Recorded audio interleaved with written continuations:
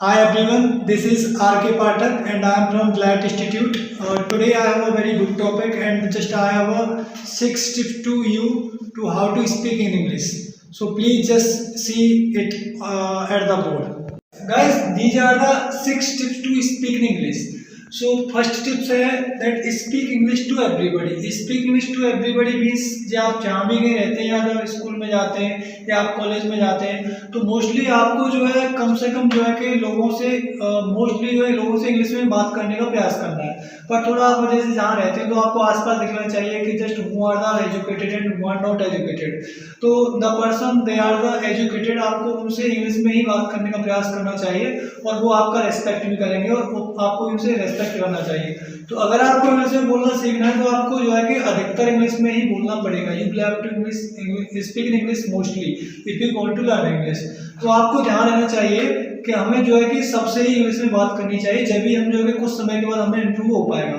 तो गाइस अगर मैं दूसरी टिप की बात करूँ, दूसरी think in English. Think in English का मतलब ये होता है कि आपको जिस whatever you are thinking या whatever the work is going on in your brain and mind, so you have to do that work in English. कि सपोज दैट कि tomorrow is Sunday and just I will go to market, I purchase from something from there and then I come at my home and then I will do that work. So आपको इस प्रकार का whatever जो भी आपके काम दिमाग में चल रहा है वो आपको इंग्लिश में ही सोचना है, या जो भी आप कल कुछ करने वाले हो या कुछ समय के बाद कुछ करने वाले हो वो आपको जो है कि इंग्लिश में ही सोचना है। तो जब भी थोड़ा आपका क्या है ना कि इससे माइंड जो है कि आपको इंग्लिश में ही फिर चलता रहेगा, आपका फिर हिंदी में नहीं करेगा। तो जब माइंड जब इंग्लिश में चलेगा तो फिर आप बोलोगे भी इंग्लिश, इससे ये फायदा होगा। तीसरा पॉइंट है speak sentences daily with target of minimum 10 sentences.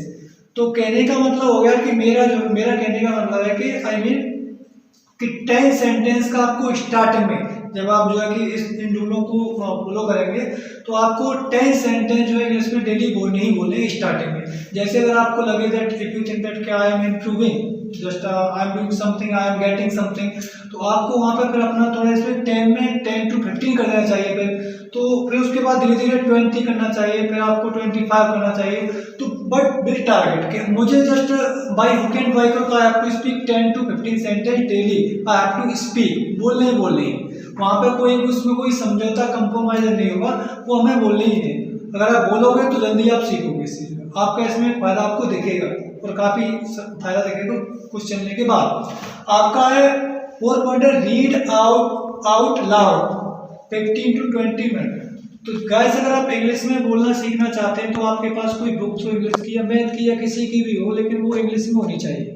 तो आपको कंटिन्यू उसे कम से कम 15 से 20 मिनट आपको मतलब जोर से पढ़ना है। इससे क्या होगा कि आपको 3 चीज़ें मिलेंगी। सबसे पहले क्लियरिटी, दूसरा क्लियर वॉइस और तीसरा है कॉन्फिडेंस। मैं आपको इसको जो है वीडियो के एंड में एक बार पढ़ के ही बता दूंगा। तो इससे मैंने जो 3 चीज़ें जो क्लियर है वो बता देता हूँ। सबसे पहले आपकी क्लियरिटी, दूसरा है क्लियर वॉइस, तीसरी कॉन्फिडेंस। जैसे हमारे अंदर कॉन्फिडेंस भी बहुत ज़्यादा आता है वैसे हम डेली पढ़ते हैं। तो अगर बात करेंगे अब 5 में just a minute. Just a minute का मतलब होता है कि जस्ट कि आपको daily you have to find any topic from any books and from anywhere and you have to study on it. तो आपको जो टॉपिक लेना है उस पर डेली एक टॉपिक को बोलना है।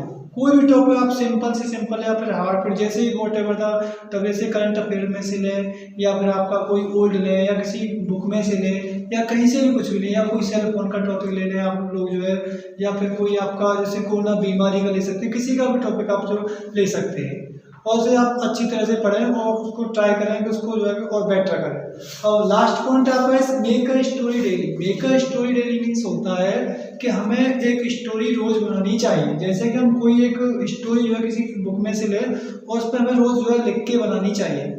इससे क्या होगा कि हमारे इसमें 2 फायदा होंगे। एक तो हमारी जो राइटिंग वो क्लियर होगा, दूसरी बात जो हमारी राइटिंग जो लिखने वाला जो होगा वो यानी इंग्लिश का लिखने का वो राइटिंग में इम्प्रूव होगा, प्लस आपका जो हमारा दिमाग है वो भी हमारा दिमाग इसकी वजह से बढ़ेगा।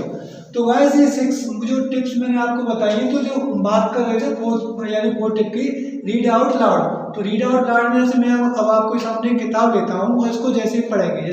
तो स्टार्ट करें जैसे ए map representing a small area is called large scale map and a map representing a large area is called a small scale map. While scaling down a map care is taken to ensure that every area of map is scaled down by the same amount so that the map denotes area is exact. Proportion to how they are real life, the scale used for preparing the map is also explained in the map itself. So gas मैंने अभी आपको ये पढ़ के दिखाया है, आपको ऐसे ही जो है, बट मैंने थोड़ा ही टाइम पढ़ाया था 20 से 30 सेकंड, बट लेकिन आपको 10 से 15 मिनट जो है डेली कोई बुक लेके आपको पढ़नी है। इससे आपको ये 3 चीज़ें काफ़ी इंप्रूवमेंट होंगी। मैं आपको फिर दोबारा just I am telling again and again, ये 3 चीज़ें क्लियर होंगी आपकी। एक तो वॉइस में बहुत ज़्यादा क्लियरिटी आएगी और आपका क्लियर वॉइस, और जो और भी जो चीज़ें हैं वो भी क्लियर होंगी, और लास्ट आपका कॉन्फिडेंस, यानी इससे आपका कॉन्फिडेंस भी बढ़ेगा।